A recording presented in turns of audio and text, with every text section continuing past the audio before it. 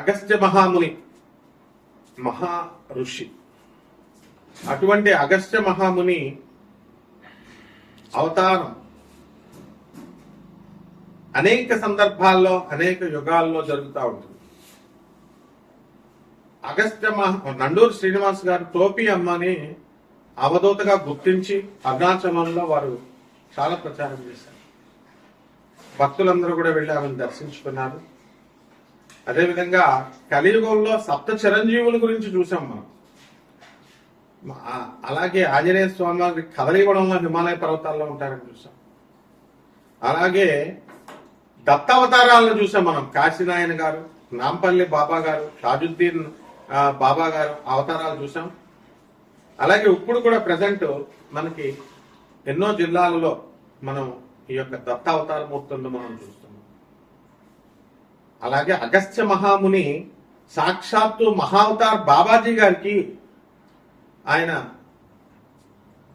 క్రియాయోగాన్ని బోధించారని విన్నాం. మళ్ళీ ఆ అగస్త్య మహాముని కలియుగంలో ఈ 2025 సంవత్సరంలో రావులపాలెం గ్రామంలో దిలీప్ శర్మ గారిగా అవతరించారు. వారు చిన్న వయసు నుంచే మరి మీడియా రంగంలో ఉంటూ ప్రజలందరినీ కూడా ధార్మికంగా ముందుకు తీసుకెళ్తూ తనదైన శైలిలో వారు తీసుకెళ్తున్నారు. అదేవిధంగా సాక్షాత్తు జగద్గురు అయినటువంటి దత్తాత్రేయ స్వాముల వారు మరి మనందరికీ తెలుసు గణగాపురంలో నిత్య నివాసిగా ఉన్నారు. వారు కలియుగంలో బిహెచ్ఎల్లో గురునాథ శర్మ గారిగా కటిక బ్రహ్మచారి అవతారంలో ఇప్పటికి కూడా ఇంకా పెళ్లి చేసుకోలేదు ఆయన. ఆ అవతారమూర్తి దత్తావతారమూర్తిగా వెలిశారు. ఇలా ఎంతో మంది మహానుభావులు ఉంటారు. అటువంటి గురుమూర్తుల పాదాలకు నమస్కారం చేస్తూ మనం ఇప్పుడు శుక్రమూఢం నడుస్తుంది. ఈ శుక్రుడు మంచిగా ఉంటే ఏమిటి, అస్తంగత్వం పొందితే ఏమిటి, మూఢాల్లో శుక్రుడి యొక్క ప్రవర్తన ఎలా ఉంటుంది, వాళ్ళు ఇచ్చేటటువంటి రిజల్ట్ ఎలా ఉంటుందో మనం తెలుసుకుందాం. మనకి 11 డిసెంబర్ 2025 సంవత్సరం నుంచి ఇంకా నవంబర్ అని కొంతమంది చెప్తున్నారు.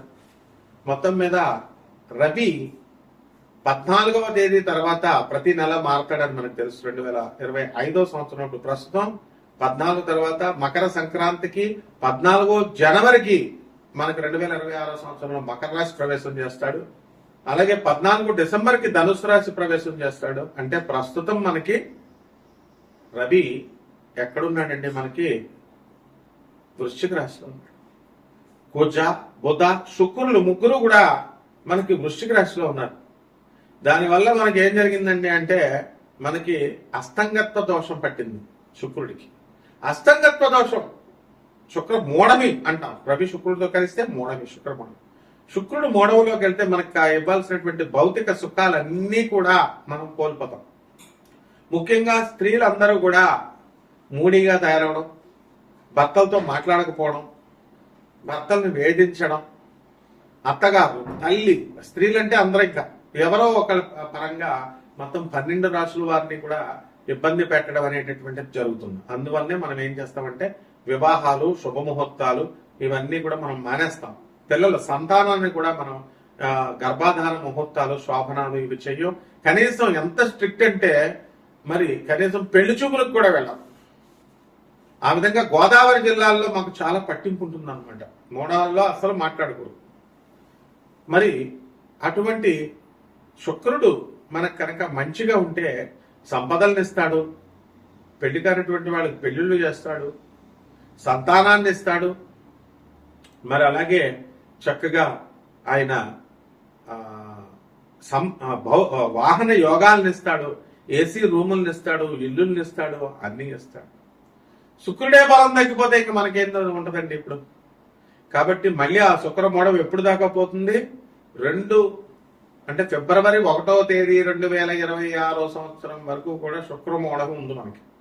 కాబట్టి ఆల్ శుభముహూర్తాలు బంద్.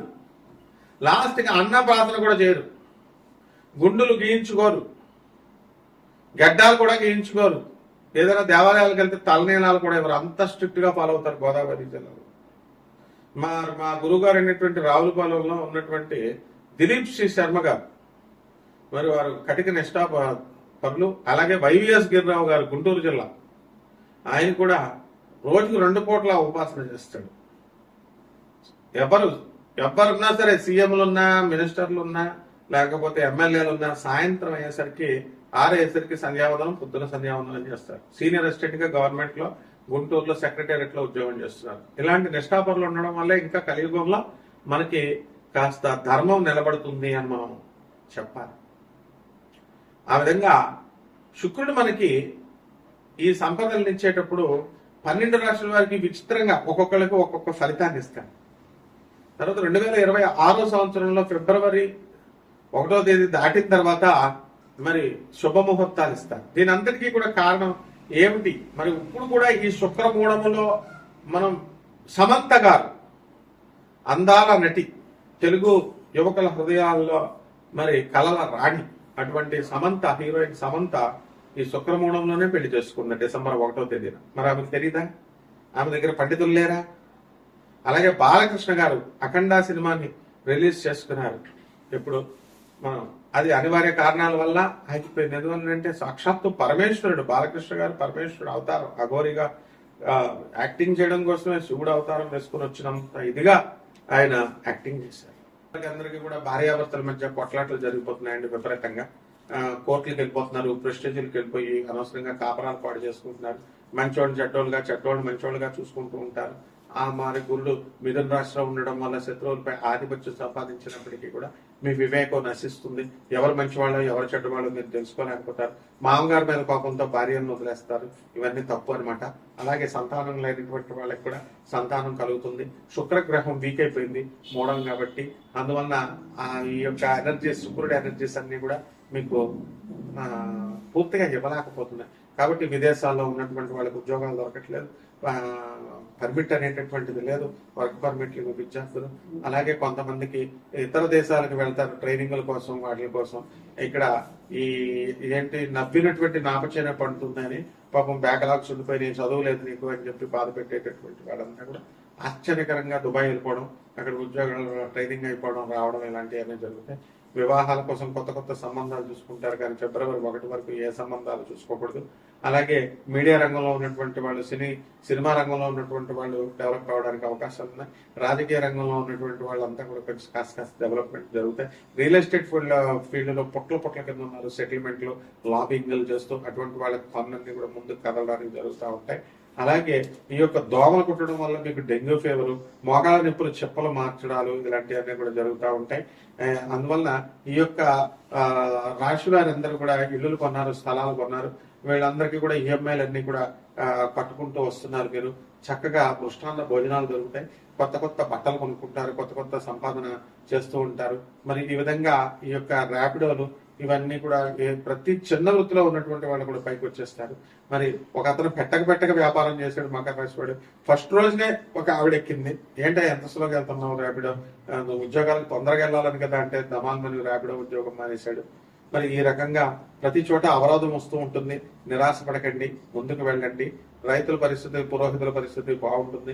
పరిహారాల దగ్గరికి వచ్చేసరికి మకర రాశి వారికి శుక్రుడు డౌన్ అయిపోయాడు పూర్తిగా, కాబట్టి శుభ ఫలితాలు ఇవ్వట్లేదు. భార్యలు రివర్స్, భార్యలు విడాకులు ఇవ్వట్లేదు, పట్టుకుని జలగల్లాగా మిమ్మల్ని పీడిస్తున్నారు. అలాగే వాళ్ళు మిమ్మల్ని అనుకుంటారు. కాబట్టి శుక్ర జపం చేసుకోండి, శుక్ర స్తోత్రాలు చదువుకోండి. శుక్రుడి కిలో పావు బొబ్బర్ని, తెలుపు రంగు వస్త్రాలు ఇచ్చి పేద బ్రాహ్మణులకి శుక్రవారం నాడు ఉదయం 6 గంటలకు దానం చేసుకోండి. దశ మహావిద్యల్లో ఒకటైనటువంటి కమలాత్మక అమ్మవారి యొక్క హోమాన్ని, ఆమె యొక్క మంత్ర జపాన్ని మీ ఇళ్లలో చేసుకోండి. మరి ఈ విధంగా చేసుకుంటే బ్రహ్మాండంగా ఉంటుంది. పేదవారికి మాత్రం మర్చిపోవద్దు. పేదవారికి, వికలాంగులకి, అనాథలకి, సాధువులకి అందరికీ చేసుకోవడం ద్వారా బ్రహ్మాండంగా ఉంటుంది. శుభమస్తు.